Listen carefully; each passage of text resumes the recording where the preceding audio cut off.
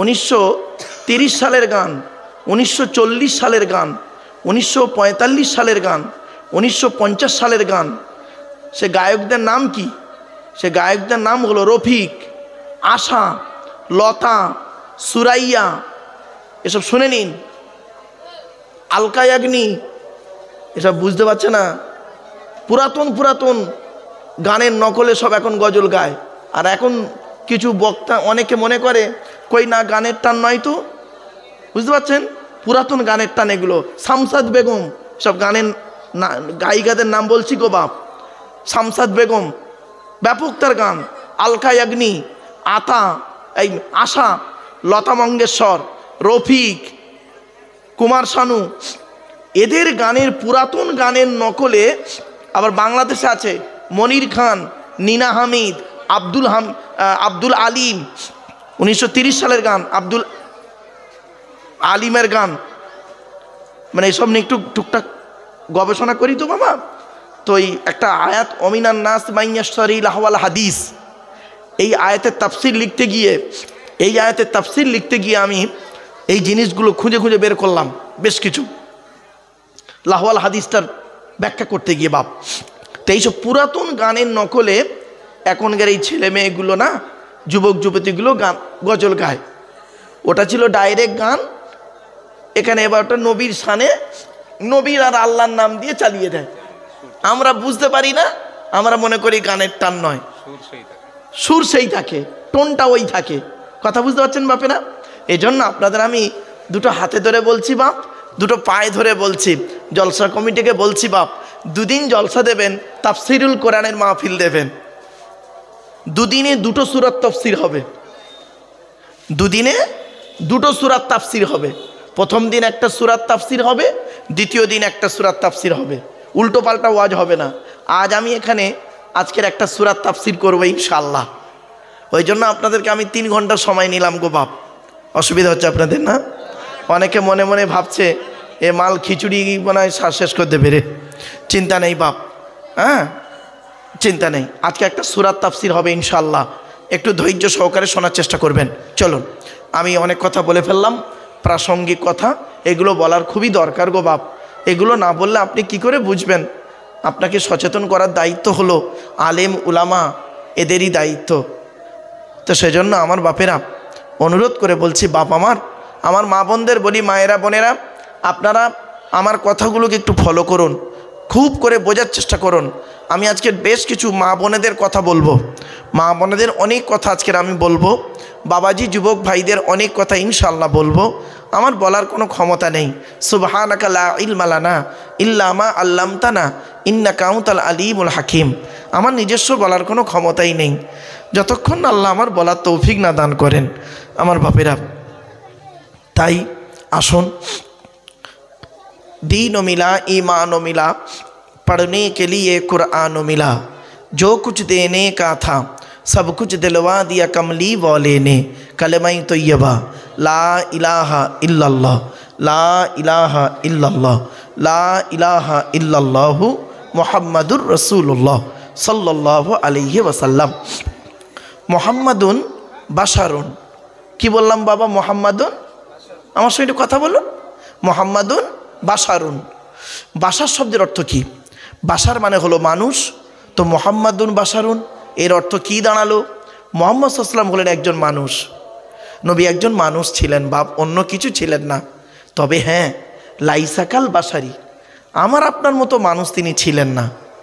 আমাদের চাল চলন, কথাবার্তা, ওঠা বসা, ভদ্রতা, নম্রতা, চরিত্র, দানশীলতা, বদান্যতা, সহনশীলতা, দৈহিক গঠন, ইবাদত বন্দেগী, আর নবীর চাল চলন, কথাবার্তা, ওঠা বসা, দৈহিক গঠন এক নয়, আলাদা আছে বাপ। দু একটা বললেই ক্লিয়ার হয়ে যাবে। এই দেখেন, ইসলামে কোরআনে আছে একজন পুরুষ সর্বাধিক বিবাহ করতে পারে কটা বাবা? 4টা। কটা বাবা? এই আয়াতটা কোথায় আছে কোরআনের?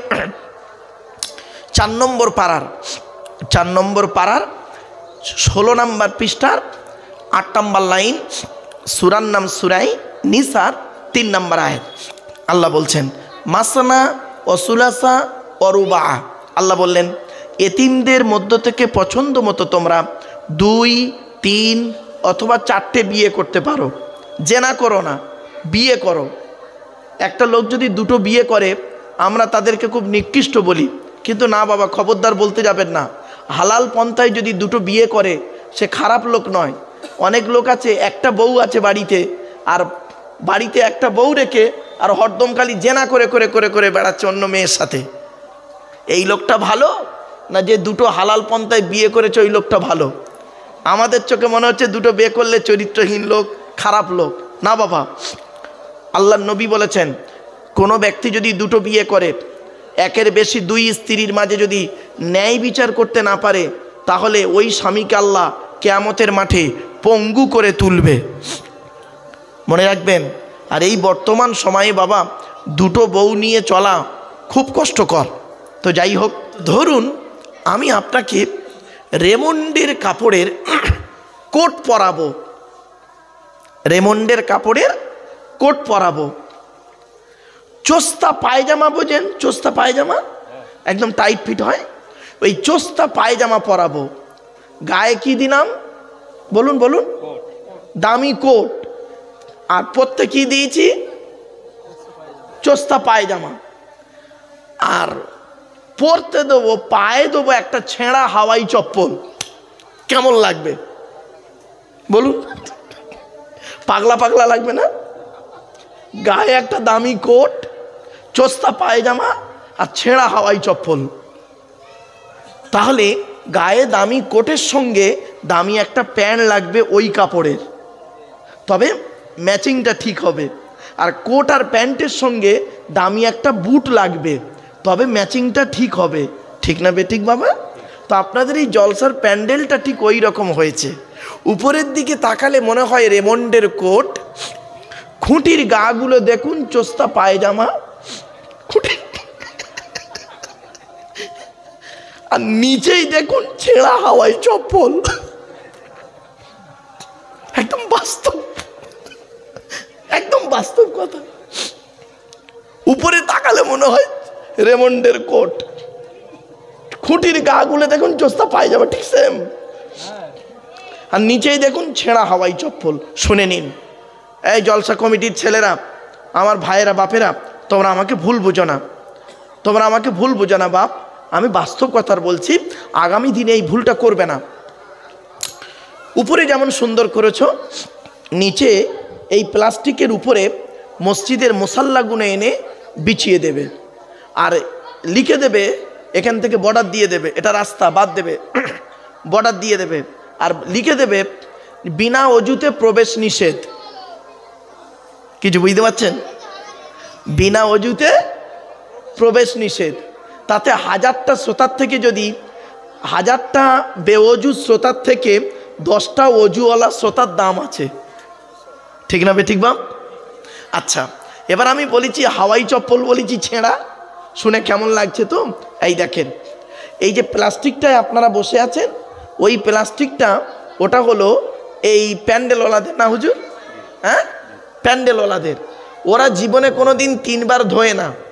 এটা আজকের এখানে এসছেন, জলসার পরে দেখবেন জুতো পায়ে দিয়ে লোক উঠবে, আবার কালকে অন্য জায়গায় জলসায় যাবে ওই মালটা, আবার কোনো খানা বাড়ি যাবে, কোনো হিন্দু ভাইদের শ্রাদ্ধ বাড়িতে যাবে, ওটা 3 পাক করে না। ওটা পাক নেই গো বাপ। কিন্তু যে শ্রোতাটা বসেছে, আপনারা বসেছেন, দেখেন শরীর পাক, কাপড় পাক, জায়গা পাক। আপনাদের শরীরগুলো সব পাক আছে, কেউ না পাক নেই। কাপড় আপনাদের প্রত্যেকের পাক আছে, কিন্তু জায়গাটা কিন্তু না পাক আছে। ওই যে প্লাস্টিকটার উপরে বসেছেন না বাবা, যারা নামাজি মুসল্লি লোক, ওদের কাপড় নাপাক হয়ে যাবে। দেখবেন জলসা হয়ে যাওয়ার পর দেখবেন কুকুর খালি ঘোরাফেরা করবে এর উপরে, ওই খাবার হাড়গুলো খাওয়ার জন্যে। এই প্লাস্টিকের উপরেই ঘুরবে, অনেকে জুতো পায়ে দিয়েও ঘুরবে। এজন্য আপনাদের আমি হাতে ধরে বলছি বাপ, আগামী বছর যখন জলসা দেবেন, এই প্লাস্টিকের উপরে মসজিদের মুসাল্লাগুলো এনে সুন্দর করে বিছিয়ে দেবেন, বলে দিচ্ছি, সুন্দর করে বিছিয়ে দেবেন, আর লিখে দেবেন বিনা অজুতে প্রবেশ নিষেধ। অজু অবস্থায় তুমি এসে বসো, এটা দোয়ার মজলিস, তোমার বাপদাদা আমার বাপদাদার সবরেসানির মজলিস, কিছু শেখাশেখির মজলিস। মনে রাখবেন এটা পবিত্র জায়গা, সেই পবিত্রটা প্রমাণ করতে হবে। তো শুধু মুখে বললে হবে না, তো পবিত্র জায়গা, ঠিক কি না? প্রমাণ করতে হবে আমার বাপেরা। তাহলে 1 নাম্বার হলো বক্তা, 2 নাম্বার হলো শ্রোতার অবস্থা। এবার আসছি 3 নাম্বার, জলসার প্যান্ডেলটাও বলে দিয়েছি, ওই প্যান্ট শুট বুট মনে আছে তো ওইটা। আর 4 নাম্বার হলো জলসা কমিটি। আমার বাপেরা, কমিটির ভাইদেরকে বলছি, জলসা কমিটিকে বলছি, বেশিরভাগ জলসা কমিটি এখন ইয়াং ছেলেরা, ঠিক না ঠিক? বুড়োরা জলসার দিকে যায় না, বুড়োরা জলসার দিকে যায় না, এই যুবক ছেলেরা জলসা দেয়। আমার জলসা কমিটির ভাইদেরকে বলছি, ভাইরা তোমরা একটা ড্রেস করবে, ইউনিফর্ম করবে, তোমাদের মধ্যে তোমাদের দেখলে যেন মনে হয় জলসা কমিটি। তোমাদের থাকবে মাথায় টুপি, তোমাদের থাকবে একটা পাঞ্জাবি, আজকের দিনটা অন্তত বাপ, তোমাদের থাকবে একটা ইমানি জজবা, ঠিক না ঠিক? তোমরা মানুষদেরকে বসার সুযোগ করে দেবে। তোমার আচ্ছা ইজতেমায় গেছেন? বাবারে গেছেন তো? তা সেখানে দেখেননি কিভাবে খাদেমদারি করে? তো জলসার কমিটিরা হলো ওই ইজতেমার খাদেমদারের মতো, ঠিক না ঠিক? ইজতেমার খাদেমদারের মতো জলসা কমিটি। জলসা কমিটি মানে এই নয় যে ওকে একটা চেয়ার নিয়ে বসে থাকবে, এর নাম জলসা কমিটি নয়, সহজ কথা নয় গো বাপ। চলেন, যাই হোক, আশা করি আগামী দিনে এটা হবে, এই আশা আপনাদের কাছে রাখছি। আর একটা কথা বলছি বাপেরা, এই কানে একটা আওয়াজ আসছে, ওখানে কি হচ্ছে? গজল হচ্ছে, তাই তো বাবা? এখানে কাল হয়ে গেছে শুনলাম, তাই তো? তার মানে কি? আচ্ছা, ওখানে ওদের কালকে জলসা হয়ে গেছে, তাই তো? বাহ, কি সুন্দর মিল, ক্রস চিহ্ন। এখানে গজল শুনে ওখানে জলসায় গিয়ে খিচুড়ি খেয়েছে, আর ওখানের গজল শুনে এখানে জলসায় এসে খিচুড়ি খাবে। কি সুন্দর! সত্যি ইবলিসের এরকম বুদ্ধি ছিল বলে মনে হয় না আমার বাপেরা। তো যাই হোক, ভালো জিনিস। আপনারা এই দেখেন, যখন জলসা আপনারা দেবেন, ওই গজল টজল একটু না দিয়ে, ও বাবা গজল দেবেন, তবে গানের টানে গজলগুলো বন্ধ করবেন। এখন যদি বলি গানের টানে গজল চলবে না, তো যে গজল বলবেই গানের টান হবেই হবে। বলবো, শুনে নিন। সল্লু শব্দের 4টা মানে হয়। কটা মানে বাপ বললাম? 4টে মানে। সল্লু শব্দের 4টা মানে হয়। সল্লু শব্দ যখন আল্লাহর দিকে সম্পর্ক হয় তখন মানে হয় রহমত। সল্লু শব্দ যখন ফেরেশতাদের দিকে সম্পর্ক হয় তখন মানে হয় মাগফিরাত। সল্লু শব্দ যখন বান্দাদের দিকে সম্পর্ক হয় তখন মানে হয় দরুদ। সল্লু শব্দ যখন অন্য কারো দিকে সম্পর্ক হয় তখন মানে হয় তসবিহ। একটা শব্দ 4 জায়গায় গেল, 4 রকম অর্থ হয়ে গেল। আমার বাপেরা একটু মাথায় রাখুন। আল্লাহ নবী বলেছেন, আচ্ছা আপনি দরুদ শরীফটা পড়লেন কেন? আল্লাহ নবী বলছেন, মান সাল্লা আলাইকা ওয়াহিদাতান সাল্লাল্লাহু আলাইহি আশারা। যে ব্যক্তি আমার উপরে একবার দরুদ শরীফ পাঠ করবে, নামায় আমল নামায় আল্লাহ রাব্বুল আলামিন তার 10টা নেকি লিখে দেবে। জোরে বলো। আরেকটা হাদিস বলি, আল্লাহ নবী বলছেন, মান সাল্লা আলাইকা আশারান ফি আউয়ালিন নাহারি ওয়া আশারান ফি আখিরিন নাহারি নালাতহু শাফাআতি ইয়াউমাল কিয়ামা। আল্লাহ নবী বলেন, যে ব্যক্তি দিনের শুরুতে আমার উপরে 10 বার দরুদ শরীফ পাঠ করবে, দিনের শেষে আমার উপরে 10 বার দরুদ শরীফ পাঠ করবে, ওই ব্যক্তির শাফাআত সুপারিশ কিয়ামতের মাঠে আল্লাহ পাক খুবই নিকটবর্তী করে দেবে। জোরে বলুন সুবহানাল্লাহ। তাহলে বাপেরা, আমরা বেকার বেকার দরুদ শরীফটা পড়লাম না, নিশ্চয়ই এর মধ্যে ফজিলত আছে, এর অনেক গুরুত্ব আছে বাপ। তো আপনাদেরকে বলে যাচ্ছি, মাঝে মাঝে চলতে ফিরতে উঠতে বসতে, রাতে ঘুমানোর আগে অজু করে ঘুমাবেন এবং দরুদ শরীফ পড়তে পড়তে দেখবেন ঘুম এসে যাবে। অনুরোধ করে বলে যাচ্ছি বাপেরা। চলেন, আমি আপনাদের একটা কথা জিজ্ঞাসা করে নিই আগে, আপনাদের হাতে 2.5-3 ঘন্টা সময় হবে? হ্যাঁ হবে বাবা? আমি বাবা এই ঘন্টা ধরে ওয়াজ করিনি বাপ। আমার এই 30 বছর জলসা জীবন, 1994 সাল থেকে 2024, 30 বছর জলসা জীবনে আমি কোনোদিন বাপ ঘন্টা ধরে ওয়াজ করিনি। আর বেওয়াজুতে কোনোদিন আমি ওয়াজ করিনি, আল্লাহ করাইনি বাপ। তো অজু অবস্থায় আমি আছি এখন বাপ, জানি না কতক্ষণ স্টেজে আল্লাহ রাখবেন। যদি এই অবস্থায় মৃত্যু হয়ে যায় তো হয়ে যাবে। এই জন্য আপনাদেরকে আমি বলি বাপ, আপনারা চেষ্টা করবেন, জলসার কিছু নিয়ম কানুন আছে, সেই নিয়ম কানুনগুলো ফলো করে জলসা দেবেন, দেখবেন জলসার প্রতি আল্লাহর রহমত নাজিল হবে। আমি এজন্য বলি, অনেক জায়গায় বলি, জলসা দিলে আল্লাহর গজব হয় আর জলসা দিলে আল্লাহর রহমত হয়। কোন জলসায় আল্লাহর রহমত হয় আর কোন জলসায় আল্লাহর গজব হয় আমরা তো বুঝি না। শোনেন, আপনারা যখনই জলসা দেবেন কিছু নিয়ম কানুন ফলো করবেন। 1 নাম্বার শ্রোতা, 2 নাম্বার তওবা, 1 নাম্বার বক্তা, 2 নাম্বার শ্রোতা, 3 নাম্বার কমিটি, 4 নাম্বার জলসার প্যান্ডেল। 4টে জিনিস ফলো করবেন, তাহলে জলসা ঠিক হবে। এই 4টে যদি ঠিক না করেন তাহলে জলসা ভালো হবে না। আল্লাহর দরবারে কবুল হবে কি তা আমি জানিও না, তবে আপনাদের বিবেকে বলবে যে জলসা মনে হয় আল্লাহর দরবারে কবুল হবে কি তা জানি না। 4টে জিনিসকে ফলো করবেন। 1 নাম্বার বক্তা, বক্তাটা ঠিক আছে কিনা দেখবেন। যে বক্তাকে দাওয়াত করবেন সেই বক্তাটা তার একটু পেছনটা একটু ভালো করে দেখে নেবেন।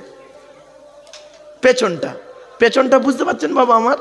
হ্যাঁ, পেছনটা একটু দেখবেন, সামনেটা দেখবেন না, তার পেছনটা একটু দেখবেন।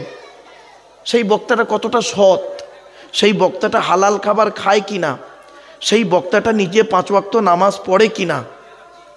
ও বাবা, অনেক বক্তা আছে গো বাপ 5 ওয়াক্ত নামাজ পড়ে না। অনেক বক্তা আছে বেওয়াজুতে ওয়াজ করে।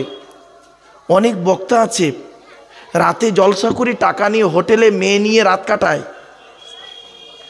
আস্তাক নাউজবিল্লাহ বলুন বাপ, অনেক প্রমাণ আছে গো বাপ। অনেক বক্তা আছে বাম্মার ভাত দেয় না, বক্তা বাম্মার ভাত দেয় না। অনেক বক্তা আছে বিড়ি সিগারেট খায় গো বাপ। এই 24 পরগনার কথা বলছি, এটা উত্তর 24 পরগনা তো, আর আমারটা হলো দক্ষিণ 24 পরগনা। এই 24 পরগনার কথা বলছি, অন্য জেলার কথা আমি বলিনি বাপ। এজন্য 1 নাম্বার হলো, যে বক্তাকে দাওয়াত করবেন তার একটু পেছনটা দেখে নেবেন। হাক্কানি আলেমের ওয়াজ শুনবেন বাপেরা, অনুরোধ করে বলছি বাপ, হাতে ধরে বলে যাচ্ছি, কষ্ট করে জলসা দেন। আমার মা বোনেদেরকে বলছি, মায়েরা বোনেরা ভালো করে একটু ফলো করুন। জীবনে অনেক ওয়াজ শুনেছেন, 3টে ঘন্টা সময় একটু দিন। আপনাদের হাতে ধরে বলছি, 3টে ঘন্টা সময় একটু আমার সঙ্গে দিন। বাড়িতে গিয়ে চিন্তা করবেন, লোকটাকে এনে লাভ হলো না লস হলো। জলসা দিয়ে আমাদের লাভ হয় না লস হয়, বাড়ি থেকে একটু ভাববেন। আমার মা বোনেরা, মায়েরা বোনেরা যারা এসেছেন, মা আমি আপনাদের অনুরোধ করে বলছি, মা বোন, আমার মেয়ের মতো অনেকে আছে, আমার বোনের যোগ্য আছে অনেকে, আমার মায়ের মতো অনেকে আছে। আমার মেয়ের যোগ্য, মায়ের যোগ্য, বোনের যোগ্যদের সকলকেই বলছি, মা বোন মেয়েরা একটু ঠিক করে গায়ে গায়ে বসুন, আর সামনের দিকে একটু আগিয়ে আসুন। পেছনে মহিলারা অনেকে বসতে পারছে না হয়তো। আর বাবাজি যুবক ভাইদেরকে বলছি, বাপেরা আপনারা দয়া করে মেহরবানি করে একটু আগে আগে আসুন না বাপ আমার, পেছন দিক থেকে একটু আগে আগে আসুন বাবা। ও বাবা একটু এগিয়ে এগিয়ে এসো বাপ আমার, একটু এগিয়ে এগিয়ে এসো, গায়ে গায়ে গায়ে গায়ে গায়ে গায়ে বসো। লস হবে না ও বাপ, একদম লস হবে না, দেখেন ইনশাল্লাহ। আচ্ছা, আমি এই কেটে কেটে বলছি বলে ভাববেন না এ লোক কেটে কেটে, আমি টেনে টেনে বলবো এখন, চিন্তা নেই। মালটা একটু গরম হয়ে যাক, আমি টেনে টুনে ছিঁড়ে ছাড়ে দেবো এখন, চিন্তা নেই। হয়তো অনেকে মনে মনে ভাবছে হুজুর মনে হয় টান টন দেবে না কেটে কেটে বলবে। আমার আগে যিনি নসিহত করছিলেন বয়োজ্যেষ্ঠ মানুষ, খুব আল্লাহওয়ালা মানুষ। কারণ বাপেরা মানুষ মানুষকে দেখে চিনতে পারে। দেখবেন একজন দর্জিওয়ালাকে চেনে, ঠিক না বেঠিক বাবা? হ্যাঁ, তো ওই জন্য বলি বাপ, আমি আপনাদের কাছে অনুরোধ করছি বাপ আমার, 1 নম্বর কি বলেছি বাবা, কি দেখতে বলেছি, কি জোরে বলুন, বক্তা কি দেখবেন, বক্তার কোনটা দেখবেন, পেছন দেখবেন, পেছনটা দেখবেন, সামনে দেখবেন না। সামনে তো একটা জামা পরে আছে, দামি জামা, টুপি চশমা, দামি চাদর পরে আছে, ওর পেছনটা দেখবেন। 1 নম্বর বক্তা। 2 নম্বর কি বলেছি বাপ, শ্রোতা। আচ্ছা শ্রোতার কি দেখব, শ্রোতাদেরকে এমনভাবে বসার ব্যবস্থা করবেন, সুন্দর পরিবেশ। দেখেন একটা ছোট্ট উদাহরণ দিচ্ছি, এইটা বলার আগে একটা ছোট্ট উদাহরণ দিচ্ছি। আচ্ছা এখন সবথেকে দামি কাপড়ের নাম কি বলতে পারবেন, কোন কোম্পানি? রেমন্ড। কি বললাম বাবা, রেমন্ড কোম্পানির কাপড়ের দাম খুব বেশি। অনেকে কোট টোট পরে, ওই দামি দামি কোট পরে, ওই রেমন্ড কোম্পানির কোট। তো কষ্ট করে যদি একটু অজু অবস্থায় বসতে পারেন খুব ভালো হয় বাবা, অজু অবস্থায় বসলে খুব ভালো হয়। তো যাই হোক, অন্তত আপনারা দয়া করে মেহরবানি করে একটু গায়ে গায়ে বসার চেষ্টা করুন বাপেরা। وقال الله تعالى في كلام المجيد والفرقان الحميد إن الله وملائكته يصلون على النبي يا أيها الذين آمنوا صلوا عليه وسلموا تسليما। درود شريف اللهم صل على سيدنا مولانا محمد وعلى آل سيدنا مولانا محمد। আমার বাপেরা একবার ওই দরুদটা পড়েন তো বাপেরা, যে দরুদটা আমরা ওই নামাজের মধ্যে পড়ি, ওই দরুদটা একবার দয়া করে পড়েন দিনি বাপ। আল্লাহুম্মা সাল্লি আলা মুহাম্মাদিন ওয়া আলা আলি মুহাম্মাদ কামা সাল্লাইতা আলা ইব্রাহিম ওয়া আলা আলি ইব্রাহিম ইন্নাকা হামিদুম মাজিদ। আল্লাহুম্মা বারিক আলা মুহাম্মাদ ওয়া আলা আলি মুহাম্মাদ কামা বারাকতা আলা ইব্রাহিম ওয়া আলা আলি ইব্রাহিম ইন্নাকা হামিদুম মাজিদ। আচ্ছা নবীর উপরে দরুদ পড়তে হবে, এটা কোরআনে আছে, হাদিসেও আছে। পবিত্র কোরআনের 22 নম্বর পারার 5 নম্বর পৃষ্ঠার 6 নম্বর লাইন, সূরার নাম সূরায়ে আহজাব, আয়াত নম্বর 56, আল কোরআন। আল্লাহ পাক বলেন ইন্নাল্লাহা ওয়া মালাইকাতাহু ইউসাল্লুনা আলান নবী। এর বাংলা অর্থ কি? নিশ্চয়ই আল্লাহ রাব্বুল আলামিন নবী মুহাম্মদ সাল্লাল্লাহু আলাইহি ওয়াসাল্লামের উপরে রহমত বর্ষণ করেন এবং মালাইকা ফেরেশতারা নবীর জন্য মাগফিরাত তলব করেন। ইয়া আইয়ুহাল্লাযীনা আমানু, হে ঈমানদার বান্দাগণ, সাল্লু আলাইহি, তোমরা নবী মুহাম্মাদের উপরে দরুদ পেশ করো, ওয়াসাল্লিমু তাসলিমা, এবং নবীর প্রতি আন্তরিকতার সঙ্গে সালাম প্রেরণ করো। এই আয়াতটা হলো আয়াতে মুতলাক, সেন্টেন্স বা জুমলাটা হলো মফউলে মুতলাক, বাবে তাফইলের মাজদার। বাপেরা